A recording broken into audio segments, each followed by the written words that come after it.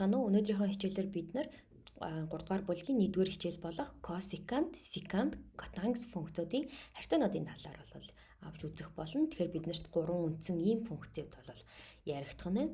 За өнөөдрийнхөө хичээлээр бид нар юуны талаар авч үзэх юм бэ гэхээр тригонометрийн харьцааны урван тодорхойлох талаар бол ярих болно. За тригонометрийн функцийн тохиол бол бид нар өмнөх AS-ийн түвшний хэмжээнд синус функц, косинус функц, тангенс функцийн талаар бол ярьсан. Одоо тэгвэл эдгээр функцийн хувьд урван нь ямар хэлбэртэй байх юм бэ? Тэднийг яаж тодорхойлох юм бэ гэдэг зүйлийн талаар ярина. За эхний хэлбэр дээр синус функцийн урвуу буюу нэгийг хуваах синус хэлбэрийг бид нэр cosecant функц гэж бол нэрлэдэг. За нэгийг хуваах косинус функц буюу косинусын урвууг бол secant функц гэж нэрлэх нь. За нэгийг хуваах тангенс буюу тангенсийн урвуу функц бид нэр урвуу функцийг cotangent функц гэж нэрлэдэг. Cotangent нь цаана косинусыг хуваах нь синус гэдэг хэлбэртэй байна. За ингээд энтэй холбоотойгоор мөн цаашлын дараагийн хэсгүүд дээр ер нь үзэх тригонометри тэгшгэлтэй холбоотойгоор бид нарт тодорхойлох гарч ирэх үндсэн хоёр адилтгал бол байна. За эхний адилтгал болвол нэг дээр тангенс квадрат үүдтэйг нэмэхэд энэ секант квадрат үүдтэйтэй тэнцүү. За энэ хаанаас гарч ирж байгаа вэ гэхээр бидний хувьд нөгөө нэгийг хуваах нь нэг синус квадрат дээр нэмэх нь косинус квадратыг нэмэхэд нэгтэй тэнцүү гэж гарч ирдэг те. Яг тэр функцийг бид нар хоёр талыг нь косинус квадрат функцэд хуваахаар энэ нөхцөл маань биелж гарч ирж байгаа гэсэн үг. Та дэвтэр дээрээ бичиж шалгаж болно. За нөгөө хоёр дахь адилтгал бол хаанаас гарч ирж байгаа вэ гэхээр нэгийг хуваах нь cotangent квадрат үүдтэй болвол яах юм бэ гэхээр cosecant квадрат үүдтэйтэй тэнцүү болно. Энэ мөн адилхан синус квадрат дээр косинус квадратыг нэмэхэд нэг гардаг гэдэг адилтгалыг яаж байгаа вэ гэхээр хоёр талыг нь бид нар синус квадрат үүдтэйд хувааж өгч байгаа. Тэгэхээр энэ адилтгал биелж болно. Тэгэхээр энийг бол бид нар адилтгал гэж нэрлээд дараачихаа хэсгүүдэд бол ашиглагдах шаардлагатай юмнууд байгаа. Тэгэхээр бид нарт нийтдээ үндсэн 5 ямыг тодорхойлж хэлж өгч байна. Тэгэхээр бичлэгээ зогсоож байгаад энэ ягаад дэвтэр дээрээ бичиж аваарай. За дараагийн хэсгээр бид нар тэгвэл одоо график ямар хэлбэртэй байх юм бэ гэдэг процессыг яриа. Эхний хэсгээр бид нарт бол синус функцийн хувьд бол ийм хэлбэртэй график байна гэд AS түвшинд, IG түвшин дээр бид нар яриад үзсэн. Одоо тэгвэл cosecant функцийн талаар авч үзнэ.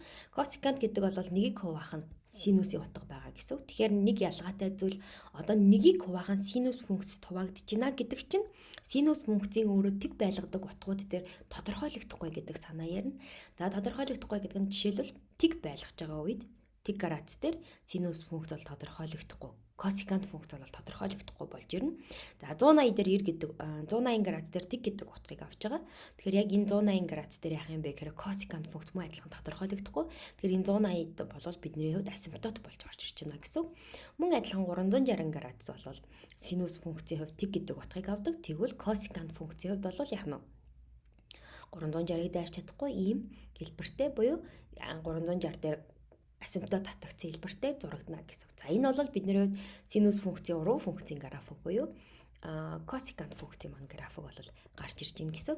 За дараагийн хэлбэр дээр бидний хувьд яаж байгаа вэ гэхээр косинус функцийн графикийг бол харуулж өгч байна. Тэгэхээр secant функц бол нэгийг хуваах нь косинус учраас нэгийг хуваах нь косинус тоог бид нэр тэгт хувааж болохгүй гэх буюу одоо энэ 90 градус буюулан 270 градус дээр энэ secant функцийн график бол тодорхойлогдохгүй гэсэн. Тэгэхээр 90 болон 270 дээр асимптоттой нэг ийм хэлбэрийн график бол зурагдаж гарч ирэх нэ. За дараагийн хэлбэр дээр тангенс функцийн график байгаа. Тангенс функц бол энэ чинь 90 градус болон 270 дээр бол бидний хувьд асимптоттой байсан. Тэгэхээр одоо cotangent функцийн хувьд бол яах вэ гэхээр мэдээж хэрэг нэгийг хуваах тангенс байгаа юм чинь нөгөө тангенсийн тэг байлгадаг утгууд дээр яах вэ гэхээр бидний хувьд юу гарч ирнэ гэсэн үг. Асимптот гарч ирнэ гэсэн үг. Тэгэхээр түүн дээр бид нэр тэг гэдэг утга дээр асимптоттой, 180 градус дээр асимптоттой, 360 градус дээр асимптотоор зурагдсан бидний эсрэгээр нь харсан юм шиг ийм хэлбэртэй функцийн график гарч ирж байна гэсэн. За ингээд та дэвтэр дээрээ графикуудаа зурж тэмдэглэж аваарай. За ингээд A-level-ийн 3 дугаар бүлэг дээр холбоотой энэ яг харьцаануудтай холбоотойгоор хэдүүлээ. Өмнөх юмыг жоохон сэргээж ерөнхийдөө ярьж үзвэл за бидний тригонометрийн харьцаа гэдэг бол за би юун дээр ийм координатын тэнхлэг дээр тойрог дээр зураад үзье гэж бодъё. За энэ ч бид нэр өөдтэй гэдэг үнцэг тодорхойлогдсон. Тэгэхээр энэ өөдтэй гэдэг үнцгийн хувьд за энэ ч босон хэлбэр маань y энэ ч x буюу энд байрлах цэг маань x y гэдэг координаттай. За энд байрлах радиусаар илэрхийлэгдэж байгаа тий. Тэгэхээр энэ би тийш өнцөгт гурвалжингаар харж болох нь. Тэгвэл яг энэ өөдтөө гэдэг үнцгийн хувьд нөгөө тригонометр харьцаагаа бичээд үзэх юм бол синус өөдтөө бол опposite-ийг гифтнүүц туваасна гэхээр y-ийг r харьцуулсантай тэнцүү. Косинус өөдтөө бол adjacent-ийг гифтнүүц туваана гэхээр x-ийг r харьцуулсантай тэнцүү. Тангс өөдтөө бол яг opposite-ийг adjacent гэхээр y-ийг x харьцуулсантай тэнцүү гэдэг энэ харьцаа бол биелнэ. Тэгэхээр бид нар одоо яах гэж байгаа вэ гэхээр энэ 3-1 дээр дасгалууд маань яах вэ гэхээр ийм харьцаа бичих гэж байгаа. Тэгээ харьцаа бичгийн тулд хаана ямар байрлах вэ, тэмдэг ямар байх вэ гэдэг зүйлүүдийн талаар ярих гэж байгаа учраас энэ нөгөө буцаага тригонометр харьцаагаас эргэж ярих шаардлагатай болж гарч ирж байгаа. За одоо тэгвэл яах вэ гэхээр бид нар муу адилхан одоо зөвхөн энэ бол саяны ярьсан жишээ болвол нэгдүгээр мөч дээр ярьсан. За тэгвэл одоо нөгөө энэ дөрвөн мөч дээр ярихад яах вэ гэхээр эдгээр функцууд маань ямар тэмдэгтэй байх вэ гэдгийг бол тодорхойлох шаардлагатай. За тэгвэл тэрийг бид нар энэ дээр зургийг бол харуулсан байна. Нэгдүгээр мөч буюу тгээс 90 градусын хооронд бол бүх функц бол эерэг тэмдэгтэй байна гэдэг санаа яригдчихэж байгаа. Бүх функц синус, косинус, тангсууд бүгдээрээ эерэг. За 90-ээс 180 градусын хооронд бол яах вэ гэхээр зөвхөн синус функц эерэг байна. За синус функц гэхээр үлдсэн косинус болон тангсууд бол хасах тэмдгээр илэрхийлэгдэнэ гэсэн. За 3 дугаар мөч буюу 180-аас 270-ын хооронд зөвхөн тангс функц эерэг байна. Тэгэхээр синус косинус бол хасах тэмдгээр илэрхийлэгдэнэ гэсэн. 270-аас 360 градусын хооронд бол зөвхөн косинус функц эерэг байна. За тэгэхээр энэчнээс ашиглаад яаж болох вэ гэхээр эхний өсгүүдийн бас өнгөөр ялгцсан байгаа тийм. Энийг бол арай нөгөө нэг илүү хэлбэрээр чийжлэх аргаар яадаг вэ гэхээр Cambridge бол ийм үгийг санал болгодог. All students trust Cambridge буюу бүх сурагчид Cambridge-д итгэдэг гэдэг санаагаар чийжилж бас болно гэдэг санаа ярьж байгаа. За ингээд энэ тохиолдолд бол тригонометрийн харьцаа яаж бичигдэж болохын тэмдэг хаанаа яаж тодорхойлогдох вэ гэдэг зүйлийн талаар ярьсан. За энэтэй холбоотойгоор хэдүүлээ жишээ харж үзье. За энэчнээс яаж байгаа вэ гэхээр синус 140 градус болон косинус хасах 130 градусыг хэдүүл яах вэ гэхээр тригонометр харьцаагаар энэ хүүг тригонометр харьцааг ашиглаад хурц өнцгөр илэрхийлэх хэрэгтэй юм байна. За ингээд харах юм бол синус 140 гэдэг бол за одоо энэ дээр ихнийг анхаарах хэрэгтэй зүйл хэрвээ үнцэг эерэг байх юм бол цагийн зүүнний эсрэг тэг 90 270 360 гэдгээрээ дагуу иргэнэ гэсэн. Тэгэхээр 140 градус гэдэг болвол энд байрлаж байгаа утга гэсэн. Тэр энд байрлаж байгаа утгыг бид нэр арай хурц өнцгөр илэрхийлэхдээ яаж илэрхийлж болох вэ гэхээр тухайн үнцгийн маань x тэнхлэгтээ үүсгэж байгаа хурц өнцгөр би яг тэнцүүгээр илэрхийлж болдог. Энийг бид нэр суур өнцгүүд гэж нэрлэдэг. За тэгэхээр энд ч байгаа хэсгийг юу гэж нэрлэх вэ гэхээр синус 140 болоо синус 40 градустайгаа шууд тэнцүү. Хоёрдугаар мөч дээр яасан бэ гэхээр синус маань нэмэх утга авч байгаа учраас шууд энэ синус нэмэх 140-тэй тэнцүү юм байна гэд гаргаж болно гэсэн. Тэгэхээр одоо бид нар яах вэ гэхээр магадгүй одоо энэ дэр санаа ямар санаа явж байгаа вэ гэхээр 120 градус гэж болох байхгүй.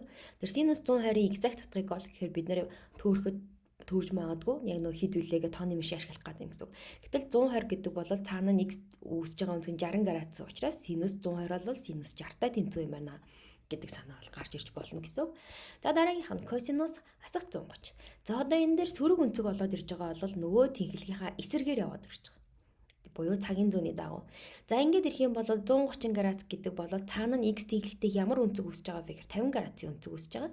За гэтэл энэ мөчөд бол зөвхөн тангс эерэг байна гэсэн учраас косинус хасах 130 бол хасах косинусын 50 градусын ядахтай тэнцүү юм байна гэсэн. Гэх мэтчлэнгээр одоо бид нар яах вэ гэхээр ерөнхийдөө мохоо өнцгүүдийг яах вэ гэхээр хурц өнцгөр илэрхийлэх боломж бол энэ дээр үүсэж байгаа гэсэн. За хоёрдугаар жишээг харъя. Хэдүүлээ за тооны мишээ ашиглахгүйгээр эдгээр үнцгүүд юм бол exact утгуудыг олох юм байна. За энэ дээр түрүүний ирсэн синус 120 градусын утга байна тий. За эерэг учраас цагийн зүүнний эсрэг явна. Гэтэл эерэг 120 градус бол цаана үүсэж байгаа хурц үнцэг бол 60 градус. Гэтэл энэ мөчтөр синус маань эерэг учраас синус 120 бол синус 60-тай тэнцүү юм байна гэсэн. За тэгвэл синус 60 дээр exact утга бол язгуур дор 3-ыг хуваах нь 2. Тэгэхээр синус 120 градустай тэнцүү утга бол язгуур дор 3-ыг хуваах нь 2 юм байна гэдэг бол эндээс гарч ирж байна гэсэн. За дараагийнх нь косинус 6-ны 7π гэж байна. Тэгэхээр 6-ны 7π гэдэг бол ойролцоогоор 210 градус гэсэн.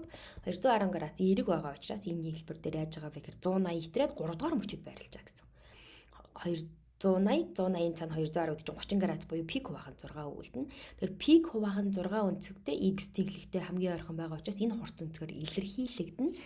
Гэтэл энэ ч яаж байгаа вэ гэхээр зөвхөн тангс өнцгөл эерэг байдаг учраас косинус 6-ны 7π бол хасах 6 косинус 6-ны π-тэй тэнцүү гэсэн үг. Тэгэхээр косинус 30 градус дээр хэд байдаг вэ гэхээр язгуур дор 3-ыг хуваах нь 2. Гэхдээ тэр маань сөрөг тэмдэгтээ байрлаж байна гэсэн. Гих мэтчлэнгээр хэдүүлээ яг уу гэхээр экзакт утгуудыг тэмдгийг тодорхойлоод гаргаж болно гэсэн үг байх нь. За энийг бол бид нэр юу гэж нэрлэдэг вэ гэхээр Монгол математик дээр эмхтгэлийн теорем гэж эмхтгэлийн томьёо гэж нэрлэдэг. Яг ингээд юунаас Google-с хайгаад үзэх юм бол нэлээд ийм урт зүр хүснэгтэлсэн чэйжлэх байдалтай гарч ирдэг. Гэтэл тэр хүснэгтийг чэйжлэхгүйгээр яг үгээр таад шууд энд үнцэг яаж үсэж байгаа вэ? Ямар хурц үнцтэй тэнцүү байгаа вэ гэдгийг харчих юм бол хэлбэраар тооцох боломжтой. Тэгэхээр та шалгаад эмхтгэлийн томьёо гэд бичээд бас үзээрэй гэсэн үг. За ингээд түүний дараа хэдүүлээ 3 дахь жишээг харъя. За косинус өөддөө гэдэг үнцэг бол яг уу гэхээр тасаг 5/3-тай тэнцүү. За ингээд өөддөө үнцэг бол 180-аас 270 градусын хооронд харьяалагдаж байгаа. Хэдүүлээ синус өөддөө болон тангс өөддөөгийн үнцэг утгыг олно. За ингээд косинус өөддөө сөрөг утгатай 180-аас 270-ын хооронд байна гэдэг чинь 3 дугаар мөчөд байрлаж байгаа гэсэн. Тэгэхээр нэг юм хэлбэртэй.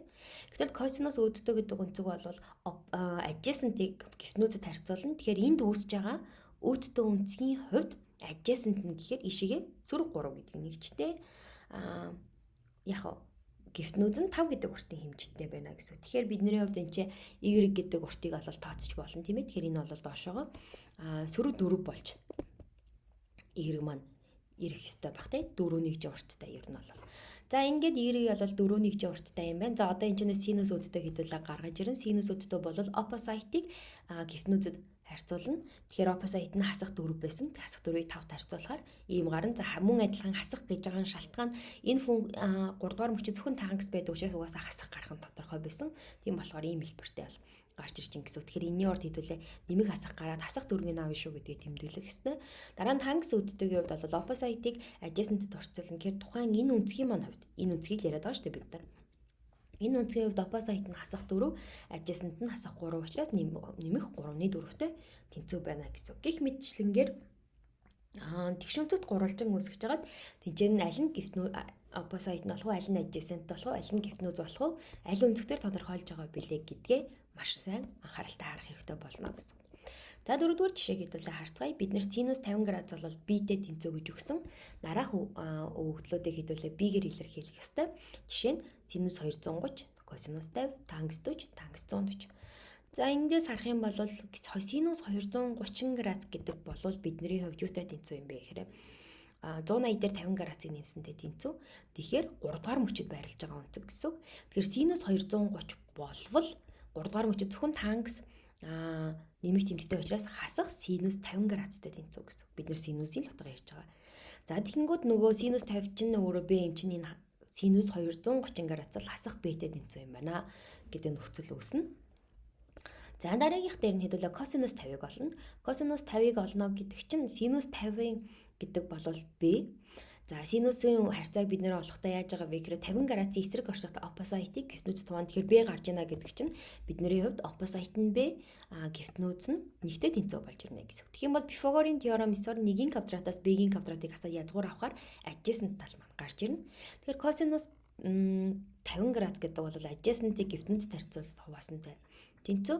Тэгэхээр энэ харьцаа биелнэ. Эндээс нэг туваах гэдэг чинь ялгаагүй учраас язгуурын дор нэгээс асах нь b квадрат бол косинус 50 градустай тэнцүү юм байна гэдэг нөхцөл гарч ирнэ.